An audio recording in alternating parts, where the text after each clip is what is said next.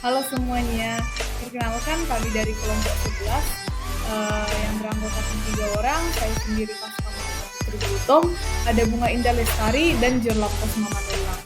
Di sini kami akan membahas tentang PPH pasal 21 sampai dengan PPH pasal 26. Yang pertama yang akan dibahas yaitu PPH pasal 21. PPH pasal 21 itu adalah pajak atas penghasilan berupa gaji, upah, tunjangan, dan pembayaran lain sehubungan dengan pekerjaan yang dilakukan oleh orang pribadi dalam negeri.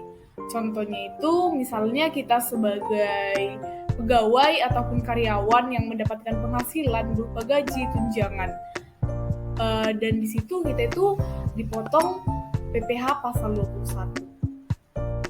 Selanjutnya ada subjek dan objek PPH pasal 21. Di sini penerima penghasilan itu harus orang pribadi dalam negeri. Lalu penghasilan yang diterima itu disebut dengan objek, atau kita itu harus bekerja untuk menerima uang. Di sini penerima penghasilan PPH yaitu pegawai, bukan pegawai, penerima pensiun, dan lain sebagainya. Yang selanjutnya ada pemotong PPH pasal 21. Pemotong PPH pasal 21 itu ada pemberi kerja, baik itu orang pribadi maupun badan. Yang kedua ada pendahara dan pemegang kas pemerintah. Selanjutnya ada dana pensiun, orang pribadi yang melakukan usaha, dan penyelenggara kegiatan. Intinya kalau kita itu pemberi kerja dan mempekerjakan orang dalam kaitan usaha dan pekerjaan, itu kita itu jadi pemotong PPH pasal 21. Yang selanjutnya ada penghasilan tidak kena pajak atau PTKP per tahun. Untuk wajib pajak orang pribadi dikenakan 54 juta per tahun dan 4.500.000 tambahan untuk wajib pajak yang kawin. Di sini juga ada tarif PPH untuk orang pribadi. Yang mempunyai penghasilan dari 0 sampai 50 juta dikenakan tarif 5%. Dari 50 juta sampai dengan 250 juta dikenakan tarif 15%. Dari 250 juta sampai dengan 500 juta dikenakan tarif 25%. Dan 500 juta ke atas dikenakan tarif 30%. Sedangkan tarif PPH bagi non-NPWP dikenakan tarif 20% lebih tinggi. Selanjutnya ada PPH pasal 22. PPH pasal 22 adalah pemungutan pajak penghasilan atas pembayaran atau penyerahan barang maupun kegiatan impor dan usaha di bidang lain atau penjualan dari barang mewah. Selanjutnya itu ada objek PPH pasal 22. Yang pertama itu ada impor barang dan ekspor, diantaranya itu seperti tambang batu bara, mineral logam, dan mineral bukan logam. Yang kedua itu ada pembayaran atas pembelian barang yang dilakukan oleh bendahara pemerintah dan kuasa pengguna anggaran sebagai pemungut pajak pada pemerintah pusat, daerah, atau lembaga-lembaga negara lainnya.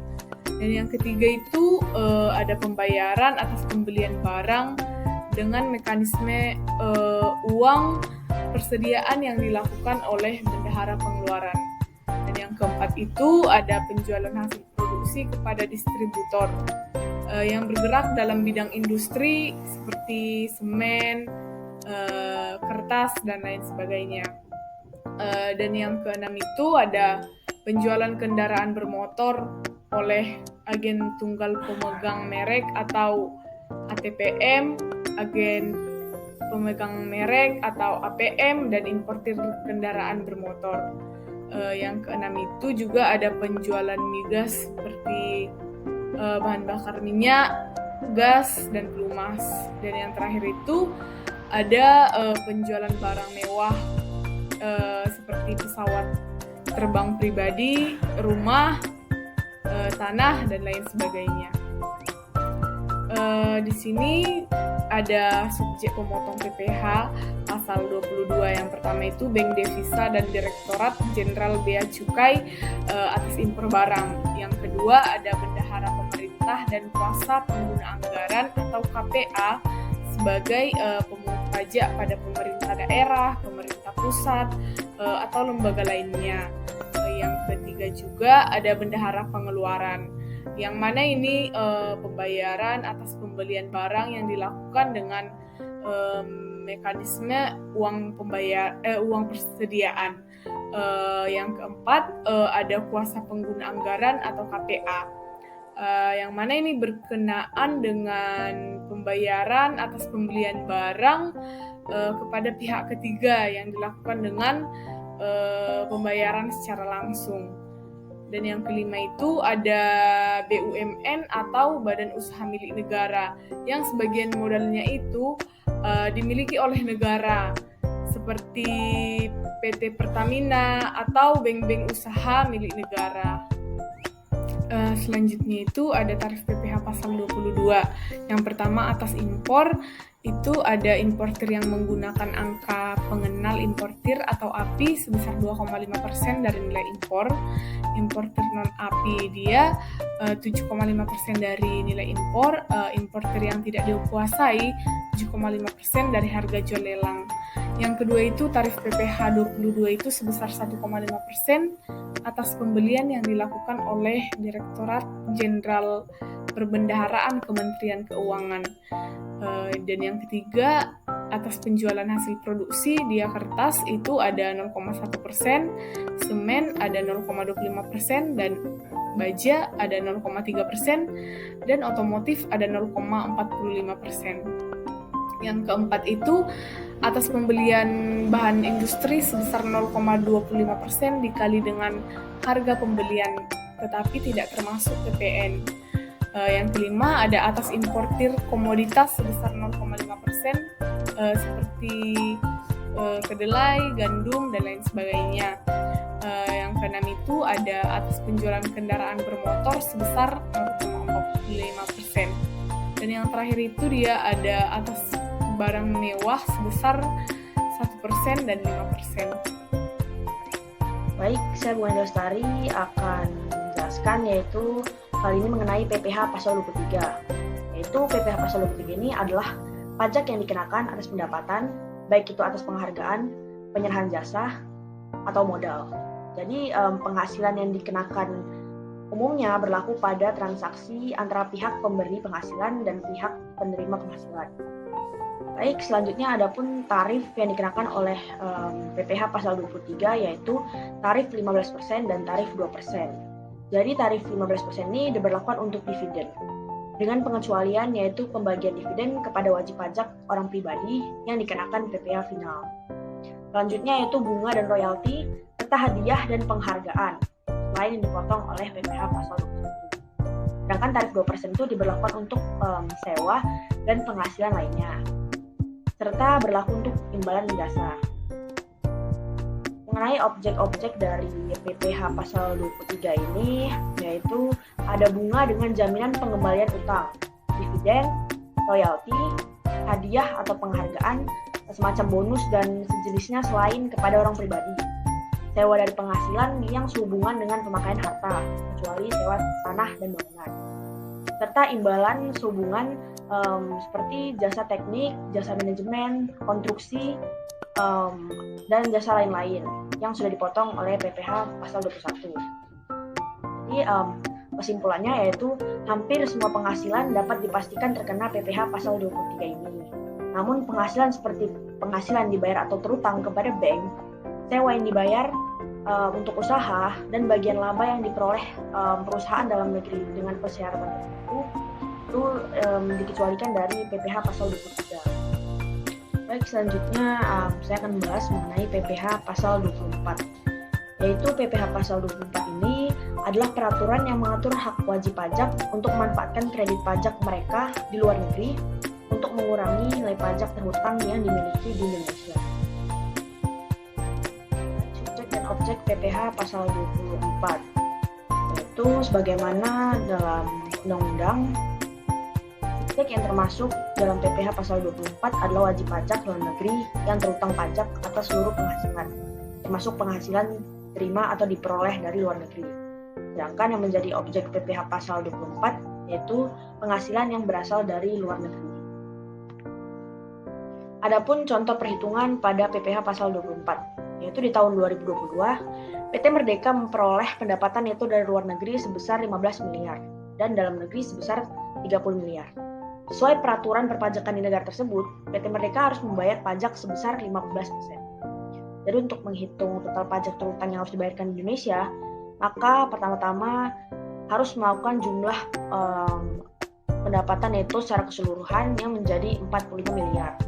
Selanjutnya, dapat menghitung total PPh terhutang yaitu dengan 15% dikali 45 miliar sama dengan 6 miliar 750 juta. Jadi setelah mendapatkan total PPh terhutang, selanjutnya perlu menghitung berapa jumlah pajak maksimum yang dapat dikreditkan. Dengan rumus, penghasilan neto dari luar negeri per total penghasilan dikali total PPh terhutang, yaitu 15 miliar per 30 miliar dikali 6 miliar 750 juta sama dengan 3 miliar 375 juta. Jadi melalui perhitungan di atas, total pajak yang dikreditkan adalah 3 miliar 375 juta.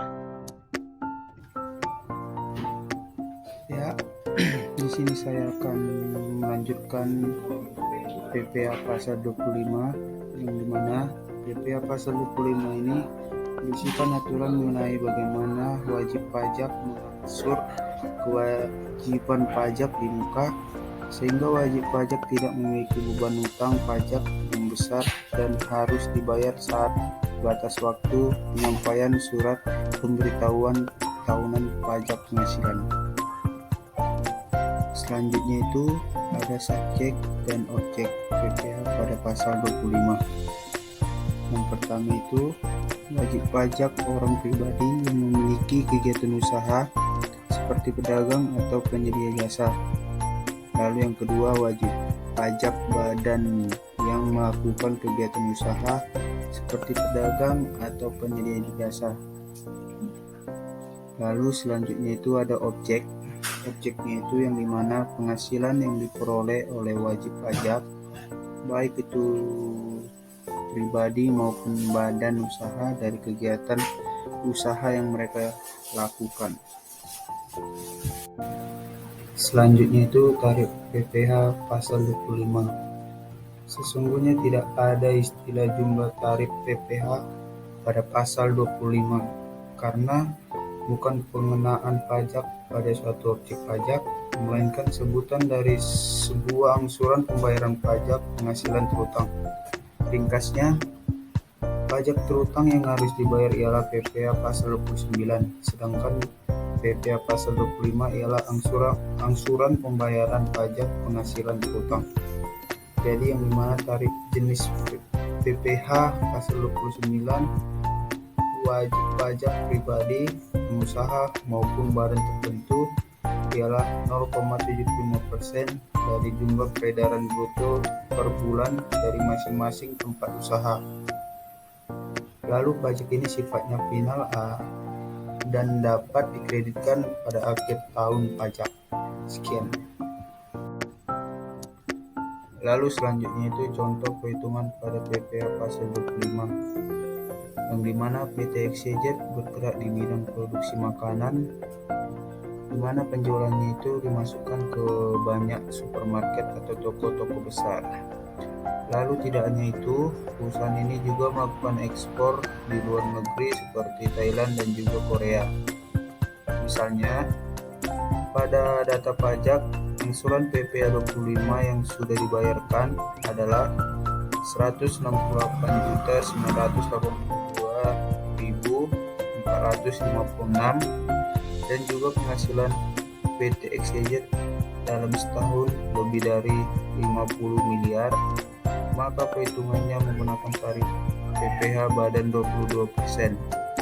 Adapun laba rugi sebelum pajaknya atau penghasilan kena pajak adalah 937.688.000 rupiah. PPh badan sama dengan 938.688.000 rupiah dikali 22% sama dengan 206.291.000 rupiah. PPh pasal 29 sama dengan 206.291.000 rupiah dikurang 168.982.456 atau angsuran PPh 25 yang telah dibayar menjadi Rp37.308.904. Sisa angsuran PPh pasal 25 sama dengan Rp37.308.904 dibagi 12 bulan menjadi Rp3.109.073 atau dibulatkan menjadi Rp3.073.000. Sekian. Lalu berikutnya itu masuk ke pembahasan PPh pasal 26. Jadi PPh pasal 26 ini menurut Undang-Undang Nomor 36 Tahun 2008, PPh pasal 26 adalah pajak penghasilan yang dikenakan atas penghasilan yang diterima wajib pajak luar negeri dari Indonesia selain bentuk usaha tetap atau BUT yang ada di Indonesia. Lalu selanjutnya itu ada subjek dan objek PPh pasal 26. Yang pertama itu ada pengoperasian usaha di Indonesia. Lalu yang kedua memperoleh penghasilan dari Indonesia. Lalu berikutnya itu objek, yang dimana yang pertama dividen, lalu yang kedua bunga termasuk premium, diskonto dan imbalan, lalu yang ketiga royalti, sewa dan penghasilan lain sehubungan dengan penggunaan harta. Lalu berikutnya itu tarif PPh pasal 26, yang dimana pada tarif PPh pasal 26 ini ada 3. Yang pertama tarif 20% dari penghasilan bruto, yang kedua tarif 20% dari penghasilan neto, yang ketiga tarif 20% dari penghasilan setelah pajak atau penghasilan kena pajak dikurangi dengan PPh. Lalu slide terakhir saya membuat contoh perhitungan pada PPh pasal 26. Contoh soal PPh pasal 26 atas hadiah. Pak Klik, seorang atlet dari Malaysia, ia mengikuti lomba lari maraton di Indonesia dan berhasil meraih juara dengan hadiah uang tunai sebesar Rp200 juta. Karena hadiah yang diterima itu merupakan objek PPh pasal 26 dengan tarif 20%, berikut perhitungannya. Jadi rumusnya itu adalah PPh pasal 26 sama dengan penghasilan bruto dikali tarif PPh pasal 26. Tarif PPh pasal 26 adalah 20%. PPh 26 atas hadiah adalah Rp200 juta dikali 20% sama dengan Rp40 juta. Dengan demikian dari lomba maraton yang Pak Kalik ikuti, Pak Kalik menerima hadiah berupa uang tunai sebesar Rp200 juta dikurang Rp40 juta sama dengan Rp160 juta.